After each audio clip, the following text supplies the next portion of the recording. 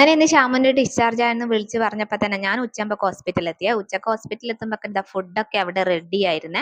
അതായത് രഹിയാട്ടന്റെ കസിന്റെ ഒരു birthday function ഒക്കെ ഉള്ളതുകൊണ്ട് തന്നെ അവിടുന്ന് ഇത് ബിരിയാണി, സാധാരണ ചോറ്, കറി കാര്യങ്ങളൊക്കെ ഉണ്ടായിരുന്നേ. അങ്ങനെ സാധാരണ ചോറ് വേണ്ടവർക്ക് അതും, ബിരിയാണി വേണ്ടവർക്ക് അതും, അങ്ങനെ എല്ലാവരും അവർക്ക് ഇഷ്ടപ്പെട്ട ഫുഡൊക്കെ ഇതാ എടുത്ത് കഴിക്കുന്നതാണ്. ഇത് നമ്മുടെ സ്വത്തായ നമ്മുടെ തലശ്ശേരി ബിരിയാണി ആയിരുന്നേ. അതുകൊണ്ട് ഞാൻ ഒഴിവാക്കിയില്ല. ഞാൻ ബിരിയാണി തന്നെയാണ് കഴിച്ചത്. നല്ല അടിപൊളി ബിരിയാണി ആയിരുന്നേ. ഞാൻ റൂമിലെത്തുമ്പോൾ തന്നെ ഇതാ വാവനെ റൂമിലേക്ക് കൊണ്ടുവന്നിട്ടുണ്ടായിരുന്നേ. അങ്ങനെ ഡിസ്ചാർജിന്റെ ദിവസം തന്നെ നല്ല ബിരിയാണി ഒക്കെ കഴിച്ചിട്ടാണ് നമ്മൾ ഇരിക്കുന്നത്. അങ്ങനെ ഫുഡൊക്കെ കഴിഞ്ഞതിന് ശേഷം ഇത് എല്ലാവരും പോവേണ്ട ഒരുക്കങ്ങളിലാണ്. എല്ലാ സാധനങ്ങളിലും എടുത്തു വെക്കലും കൊടുക്കലും അങ്ങനെയൊക്കെ ആയിരുന്നേ. അതിനിടയിൽ ഇത് ആതിരത വാവനെ നല്ലോണം തുണി കൊണ്ട് പൊതിഞ്ഞു വെക്കുന്നുണ്ടായിരുന്നേ.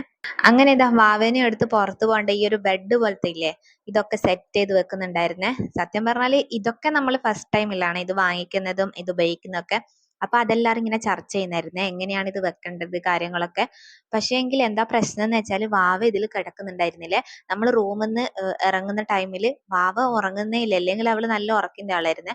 പക്ഷെ അവൾ ഉറങ്ങുന്നേ ഇല്ല. അവൾ ഇതിൽ കിടക്കുമ്പോൾ അപ്പോൾ അവളെ ഉറക്കം ഞെട്ടും, കരച്ചില്, അങ്ങനത്തെ കാര്യങ്ങളൊക്കെ ആയിരുന്നേ. കുറെ ബുദ്ധിമുട്ടി ലാസ്റ്റ് എങ്ങനെയോ അവളെ ഇതിൽ വെച്ച് ഉറക്കിയതിന് ശേഷമാണ് നമ്മൾ അവളെ കൊണ്ട് പുറത്തിറങ്ങിയത്. അങ്ങനെ നമ്മളിതാ നേരെ റൂമൊക്കെ വെക്കേറ്റ് ചെയ്ത് ഇതാ നമ്മൾ പുറത്തേക്ക് ഇറങ്ങുന്നതാണ്. രഹിയാട്ടിന് ഇതാ വേഗം പോയിട്ട് ഇതാ കാറൊക്കെ എടുത്തിട്ട് ഇതാ അവിടെ വന്ന് നിർത്തുന്നുണ്ട്.